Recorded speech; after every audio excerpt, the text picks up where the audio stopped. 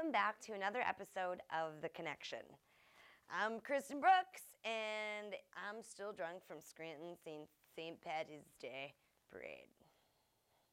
It's a fact. Anyway, this week we take a look at Apple's world domination, homophobes,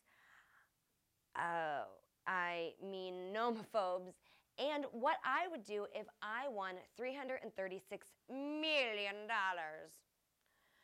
Well, it was a sad week for humanity when the announcement of Snooki's pregnancy was made, and although she's only a few months along, the ultrasound was able to get a full image of what's in there. Modern medicine, it's really extraordinary. Here's last week's tech news in 20 seconds or less. Apple unveiled a high-definition iPad. The device is the third version of its market-leading tablet, and yet another reason why Apple is rich, and basically getting even richer as you are watching this. So what's the deal with it? Basically, it will be the first to run on a 4G wireless network. It has a 5-megapixel camera and displays something like 3.1 million pixels, which your retina can't even handle. The device goes on sale this Friday, March 16th, for the same price as the iPad 2. This whole Apple situation is really serious. The company's stock market value is about $500 billion now, which is more than what Poland is worth, all of Poland.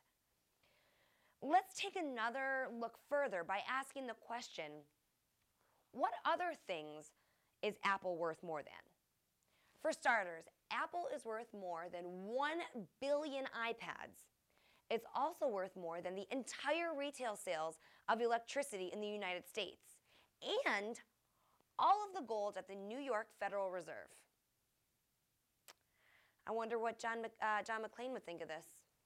I do. I really do. I sit here and I wonder. And yes, that was a Die Hard reference. You're welcome. According to growing global research, more and more people are suffering from nomophobia, which is the fear of being without mobile contact. I know it seems silly, but there are peeps in India having panic attacks because they can't make calls. All right? Because they left their mob phones at home. In India, this is ridiculous. They're having panic attacks. Just leave the phone. You don't really need it. Gosh. Pennsylvania, contributing to the growing number of nomophobes, last Thursday, a ban on texting while driving was put into effect. So if you get caught text messaging or even sending an email while behind the wheel, the coppers can totally stop you and write you a citation, which you'll have to pay a $50 fine for. Now, I'm not going to say that I disagree with the new law, because last year alone, 14,000 crashes were linked to distracted driving in PA. And of those crashes, 68 people were killed.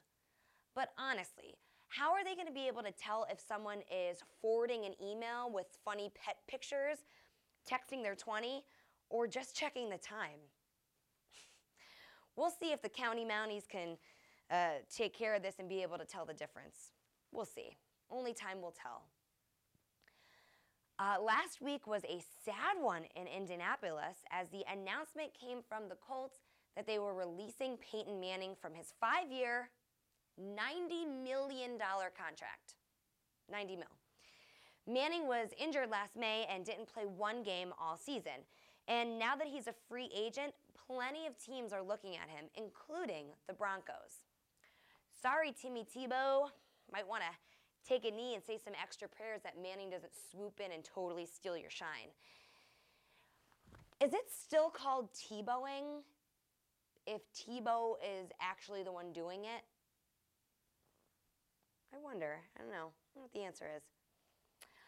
Louise White, an 81-year-old Rhode Island resident, came forward last week as the winner of $336.4 million Powerball lottery, which is the third largest in the game's history.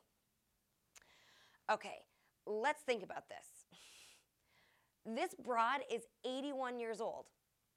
Like, how much longer is she really gonna live? And what could she possibly spend this amount of money on? I'd imagine that at her age, she's probably pretty much set up with everything that she needs. I mean, she's almost 100.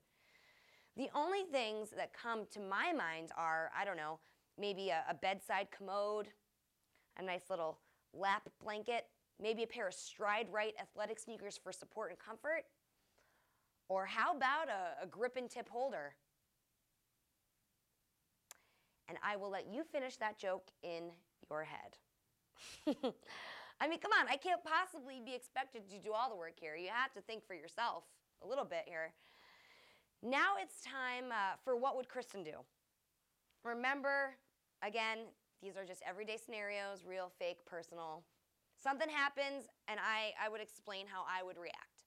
Got lots of cash, need room for my stash. What would Kristen do? Okay, so if I won $336 million, first, I would accept the cash out lump sum option. Second, I would buy a huge vault like the one pictured here. Then I would go to the bank and get the lump sum in coins. Yep. And then, you know what I do? I would swim it around in it like this. It's an excellent way to deal with it. Have a scenario for me? Hit me up on Facebook or tweet me at _Kristen Brooks. Alrighty, so I asked and you answered last week's poll question. Would you rather eat a handful of hair or lick 3 public telephones? 55% said that they would eat the hair, and 45% of you said that they'd lick the public phone. Do public phones even exist anymore? I haven't seen one in a while. I'm just saying you might want to just eat the hair, call it a day. And now it's time for this week's poll question. Would you date someone if you knew that they were homeless? Gotta let me know. Hit me up with your answer to this week's poll question. You can hit me up through my Twitter page, NEPA Connect's Twitter page, Facebook, or by commenting below. All right, gonna change it up this week. Not gonna do a reality check. Gonna do a clip of the week. So here it is.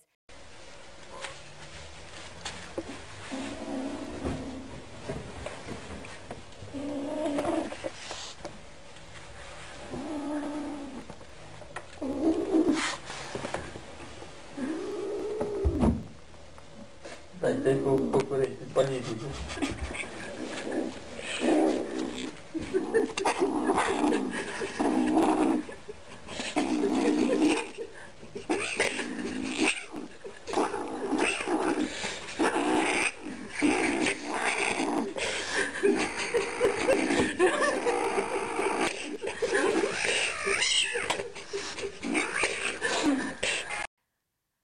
I feel you, bro.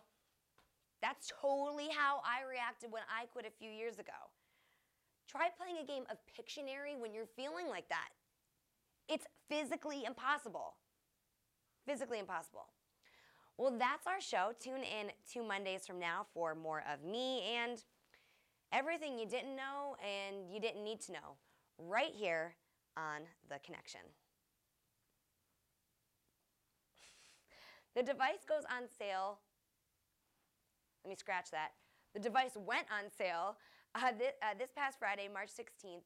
Ah, shitballs. That is next Friday. You know, I was just thinking though, if Tim Tebow was such a holy roller, you know, like he claims to be, you think that he wouldn't be okay with always working on Sundays. I don't know. Popo, 5-0, Donut Patrol, Piggly Wigglies, Johnny Law, The Heat, Bacon Boys, City Kitty, The Fuzz.